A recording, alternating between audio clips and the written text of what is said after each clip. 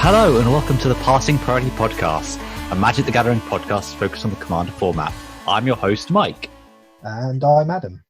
Today we're here to discuss one of Adam's personal decks and give you an insight into it. Starting with its construction, talking about how the deck plays and discuss a few key cards. And at the end, I'll be challenging Adam on a few cards that I think will improve the deck. But before we get started, let's discuss where you can find us. We are Passing Priority on YouTube and Instagram. We are at EDH Priority on Twitter.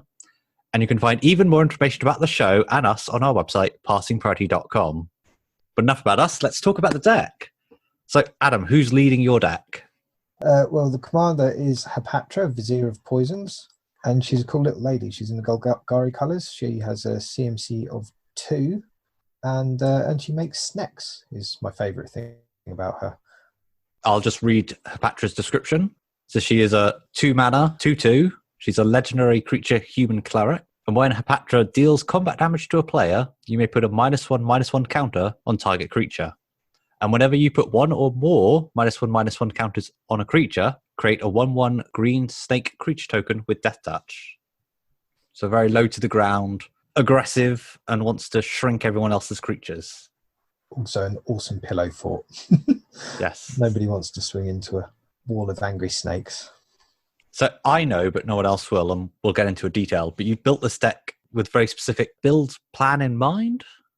Yeah, so there were two things that I was aiming for. One was to use sort of non-standard cards, and I was also trying to avoid infinite combos, because at the time when I built this deck originally, I had a bit of a habit for going infinite.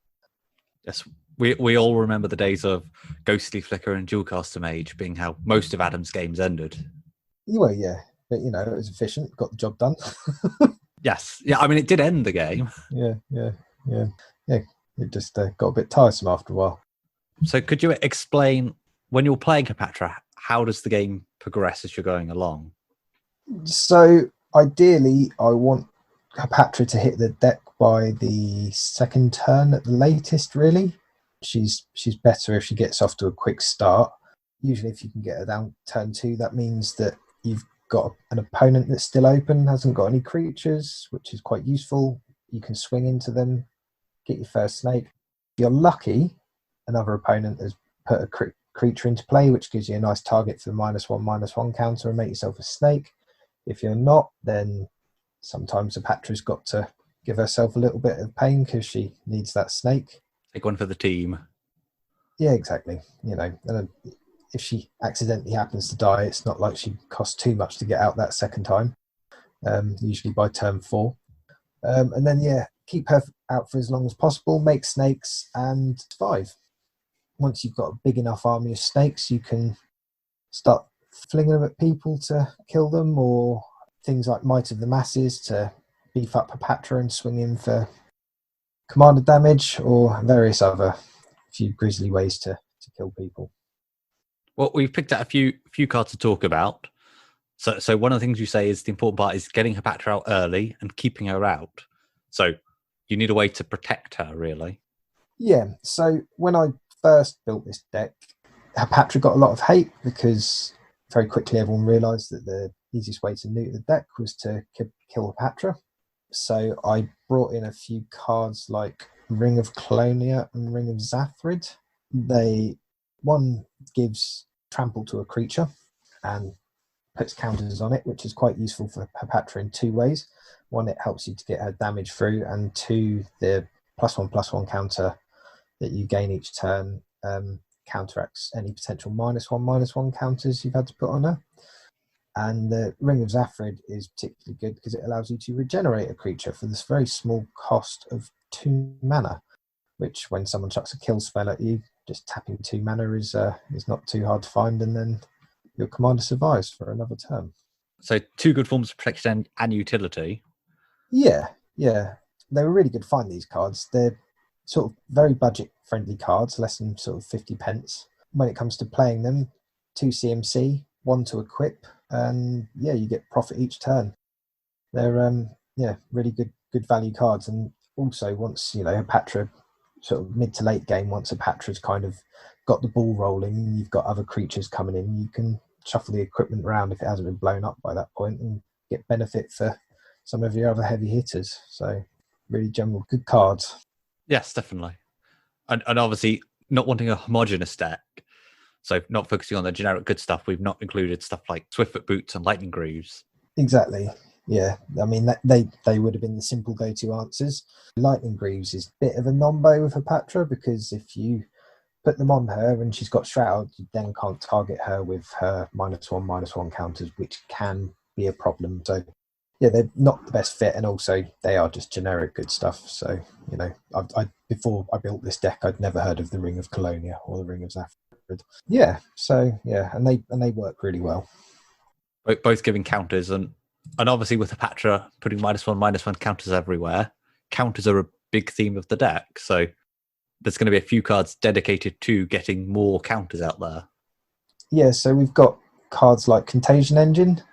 Contagion Engine is a very useful card because when it enters the battlefield, you put a -1/-1 counter on each creature target player controls. So, if you've got someone else that's sort of doing the go wide strategy with like your Krenko deck, for example, it's a good way of getting a cheeky goblin board wipe in and making yourself a load of snakes into the deal. The only downside with this card is those target player, which is quite nice when things hit the whole board with Hapatra. There is a spell in the deck which also tutors for Liliana. Yes, the Liliana's Influence. Yeah, that's the one. See, the great thing with that spell is it's creatures each opponent controls, so that does generally net you a hell of a lot of snakes, and also goes and finds a planeswalker that has the ability to destroy target creature with a -1/-1 counter on it. So yeah, that's incredibly handy. Yeah, so the ability to put -1/-1 counters on multiple creatures at a time makes a lot of snakes and weakens your opponents. Yes, yeah, and then I've got creatures in the deck like Carnifex Demon and Wickerbow Elder. I mean, if you can manage to get both of them onto the board at the same time, that's quite a happy place to find yourself in, because they feed off of one another. You pay the green mana, remove a counter from Wickerbow Elder, and blow up somebody's enchantment that's stopping you doing something fun, or an artifact that's causing you particular problems. And then you pay another single black mana, and Carnifex Demon will replace that for you, which is quite kind of him.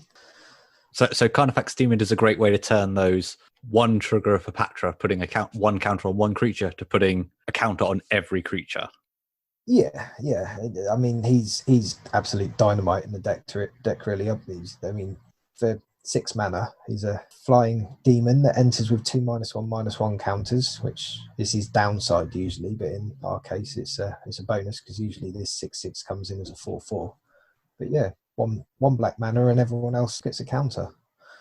So I mean, it does hit Hapatra, which is a bit of an issue, so you can't go too mad if she's out on the board, but he wins games when he comes down. Another problem that I have getting counters is again being able to target creatures. That's often been a problem. So I think might have been you or possibly Danny that suggested to get I think it was me, recommended a card called Arcane Lighthouse. That's the one. Yeah, so a nice little land, taps for colorless, but you can pay 1 and tap it, and until the end of turn, creatures your opponent control lose Hexproof and Shroud and can't gain Hexproof and Shroud. Which is incredibly handy, considering I need to be able to target people's stuff, otherwise I've got to target my own stuff, which is far more expensive and a lot less fun for me. Yes, I had a game where I borrowed your deck, and the opponent had the blue legend that gives all of your artifacts hexproof. And when he was making nothing but artifact Thopters, I can't target anything. The nice thing about this deck, it started off as quite a simple thing, and then it's been tweaked along the way to quite a well-operating engine now. Yes. Yeah, so that's a general idea of how we're getting counters onto people. Yeah, and obviously we want counters put on people, because what we're going to do is we're going to make a load of snakes out of all of that. Yeah, so that's one of our payoffs. So Hapatra is our most readily available payoff for snakes. She makes a 1/1 death touch snake, which is quite a scary thing, it turns out, when you've got enough of them. But we've got other payoffs in the deck. There's a couple of enchantments that also churn out bodies for us. We've got Nest of Scarabs, which creates 1/1 black insects. They haven't got death touch, but they're a good place to put counters to make snakes. So, and a good backup for Hapatra. And then there's Flourishing Defences, which is sometimes, I think, a little outside of the curve for this deck. I've often thought about cutting it. It is a bit expensive in terms of mana cost, at least. Yeah, at 5 CMC, by the time I'm at the point where I'm playing that kind of card, it may have lost its impact, but it has been good in the past, and it makes elf warriors, so they're more bodies for turning into snakes. The limitation of Hapatra is that thing in their wording when it's one or more. With Flourishing Defences and Nest of Scarabs, whenever a counter is put onto those creatures, you make a token. So if you put 2 -1/-1 counters on, you get 2 elves or 2 insects. Yeah, exactly. So it's a lot. It's exponential. Whereas Hapatra, I can put 10 -1/-1 counters on the creature, and I still get my 1 snake. They are some nice, which is why I've left it in there. But it is, if you take the time to look at the deck list, it is quite outside the curve, really. Flourishing Defences, but there you go. Yeah, so we're making lots of tokens. So from a good aristocrats player myself, tokens are used for attacking, but they also have many other uses. Yep. So one of the scary parts about your deck is that it makes death touch tokens. Yep.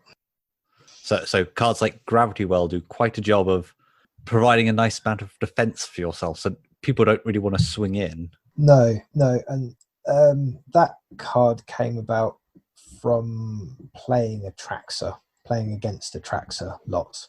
I think there was one game where I played against 3 Atraxas, and I had this deck, and the problem with Atraxa is she can fly, which means that my snakes aren't particularly scary to her when they're on the floor. So I needed a way to get those, either get her down to come down to the ground and fight fairly, or a way to flick them up at her. So Spider Silk Armor allows them to block as though they have flying, and Gravity Well, that takes flying away from creatures that are attacking. So that's quite useful. Yeah, and nobody really wants to trade their Atraxas for a 1/1 snake that you get for just putting a counter on something.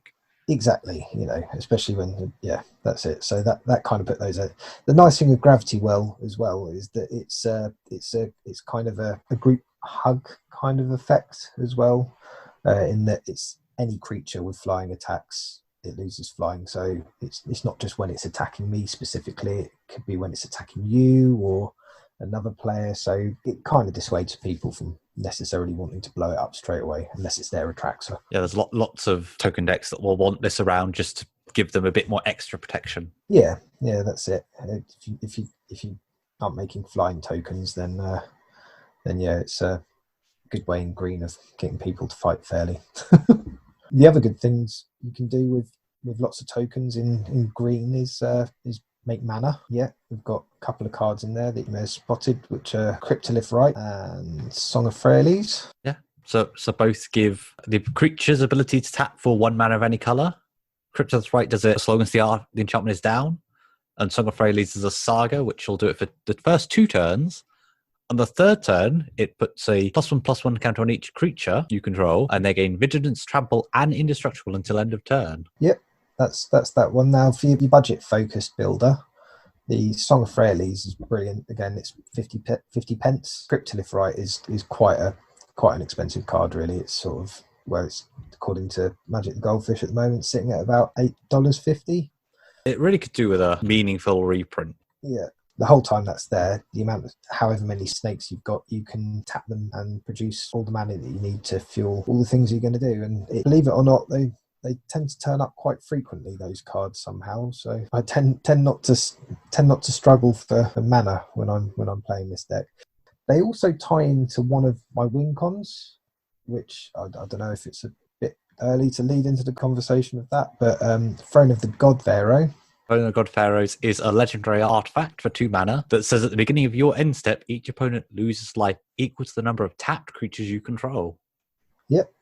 So it's got those magical words, each opponent. I tend not to want to swing in with my snakes. I'm a bit of a coward. I like to hide behind them and just, slowly work out what it is I want to do to win. Dig through the deck to find the thing. So being able to tap as many of them and hope that nobody blows up my Throne of the God Pharaoh at the end of my turn is quite useful. Plus, if I've got, say, 30 snakes and everyone's only got about 20 life left, I can tap 20 of my snakes and leave 10 up. Bit of safety. Yeah, it can also be quite a surprise victory. It's only 2 CMC. You can swing out, take the person with the most life, bring them down, and then for 2 mana just after combat, play it on the battlefild, and it can really come out of nowhere. Yeah, that's it. It is quite a nice sneaky win, that one. And again, it's quite a it's shot up in price recently. Actually, I'm going to say it's quite a cheap card, but it looks like it's shot up to $3 recently. So having a large token army is one way to win it, and you've also got another card in here that benefits you from having a large token army, which is Gruesome Fate. So each opponent loses 1 life each creature you control. Yeah, that is a very nice sorcery. Again, it is a sorcery, but you can get to the end of your turn, and for 3 mana, I win the game, as long as someone doesn't have a counterspell held up or something like that. But yes, or can instant speed destroy your creatures. Yeah, but it's a chance. There's quite a few of them built in there, and that's the other thing. They're quite fair win cons, really.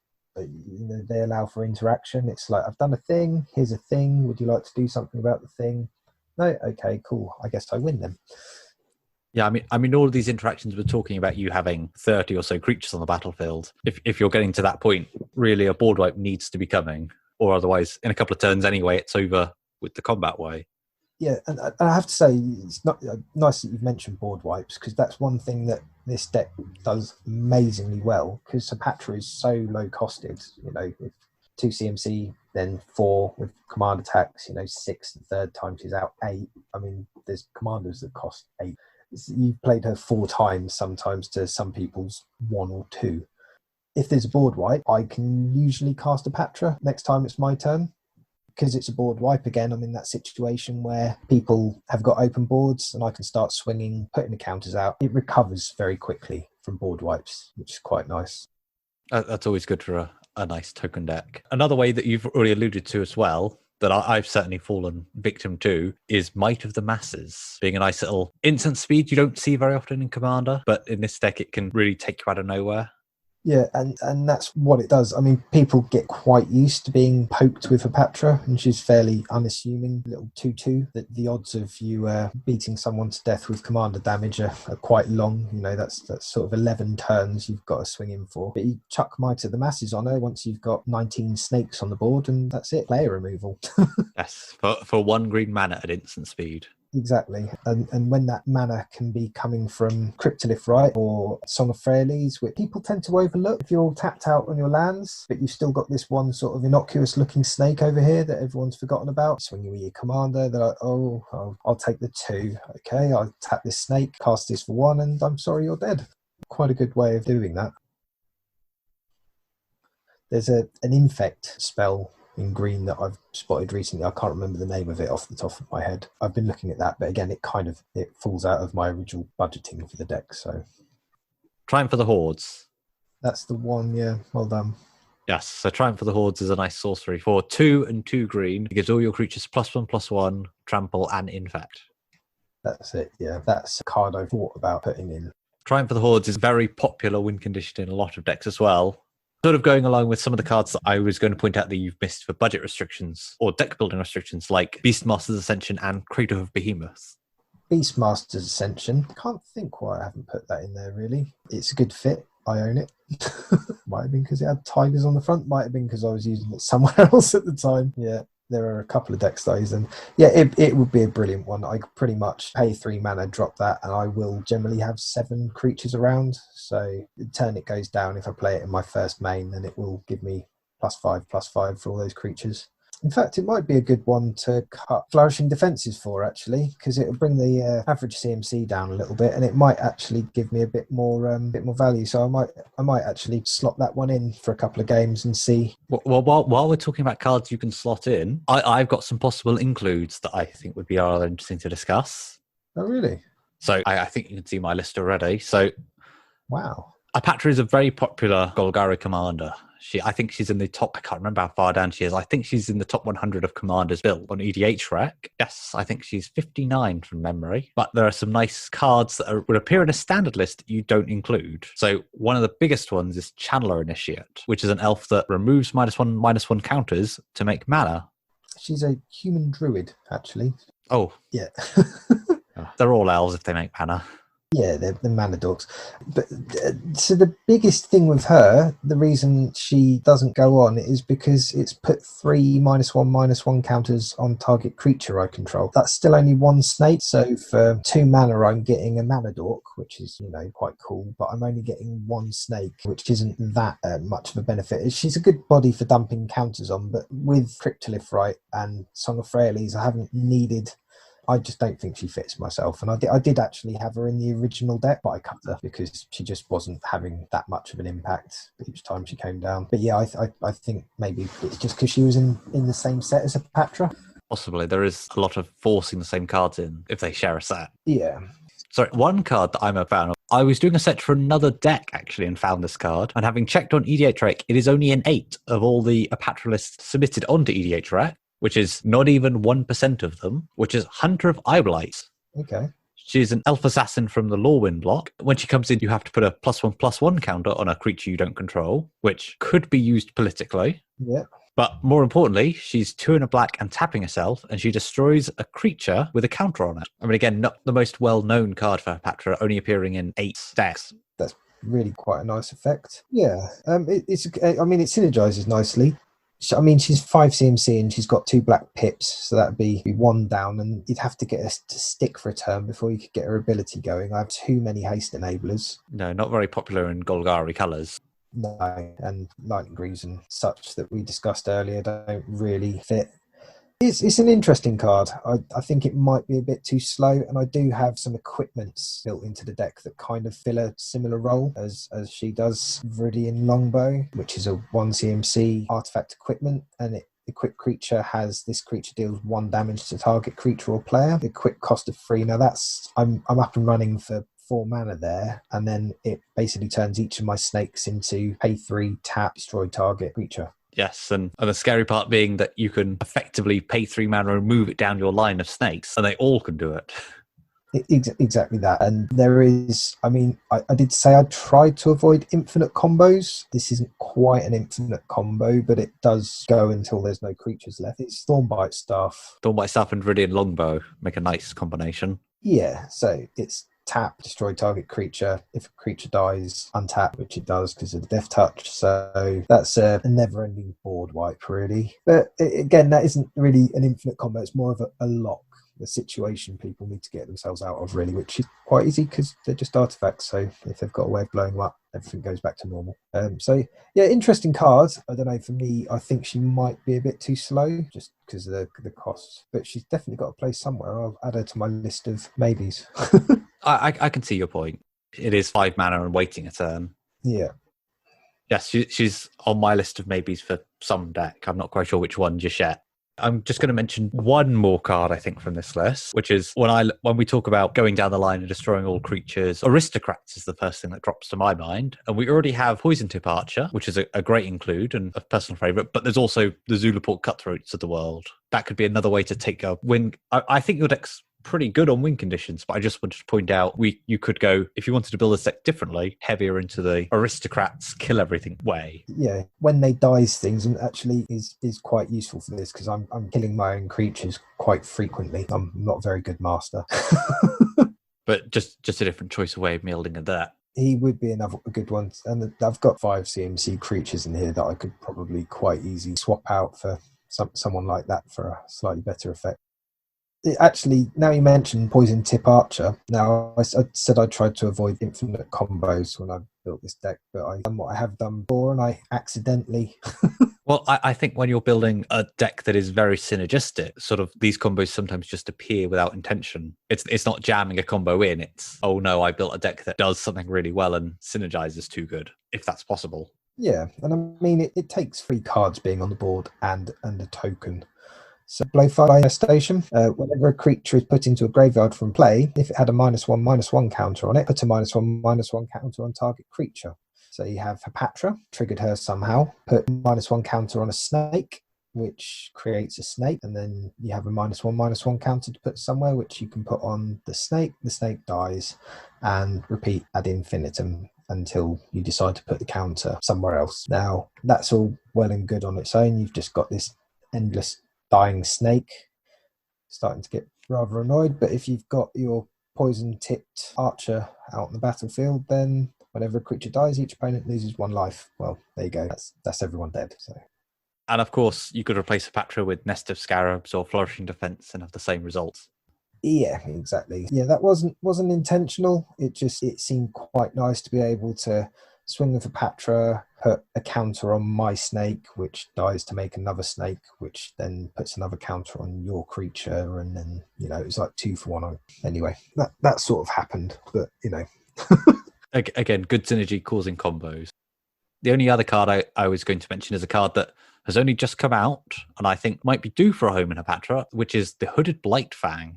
Ah, yes, I wholeheartedly agree. Yes, I'm not looking forward to facing down the army of snakes. Hooded Blightfang looks pretty terrifying. Yes. And he fits the tribal element. He is a snake. He's cheap. He has Death Touch. Whenever a creature I control with Death Touch attacks, each opponent loses 1 life, and I gain 1 life. Result. Whenever a creature you control with Death Touch deals damage to a planeswalker, destroy that planeswalker. Well, that's just marvelous. Thank you very much. This card was just made for Hapatra. Just a gift. It really is. I know I'm going to be facing this down and dying before I even get to combat damage, I think. Yeah, I ordered a copy yesterday. It's coming. Yeah, no, that's gonna win a game, definitely. I mean, and the fact that it's whenever they attack, all I have to do is make enough snakes and swing, and that's it. They don't even have to connect. It's just, yeah, that's great. Love it. So that's coming into the deck soon. I think ending on Hooded Blightfang brings us to the end of our deck tech, to be honest. Yeah, pretty much. That's Hapatra. I mean, I love this deck. I really enjoyed building it right from the very first build to where it's sort of at now. And yes, it's one of the oldest decks you've built and kept. Yeah, I think so. It's definitely a pet deck. It's not getting taken apart, and the majority of the cards in it don't really fit anywhere else. So No, that is the joy of building with non-standard cards, I guess. yeah, it is. Krypton, if right, you can slot in any green deck that makes tokens, but the rest of it is very much Patra's brood. So cool. Well, thanks for listening to me talk about my deck that I love today. Yeah, it's been good fun. Thank you for listening to us today. The deck list will be listed in the description, as well as all the links discussed at the start of the episode. Brilliant. And I think next time we're going to talk about one of Mike's decks instead. I'm going to get a deck list for that soon, and I'll have a good read through and see if I can pick out some key cards like Mike has gone to the trouble of doing for me this time. Yes. That's all from me and Adam today. Thank you very much for listening to the Passing Priority podcast. Tune in next time.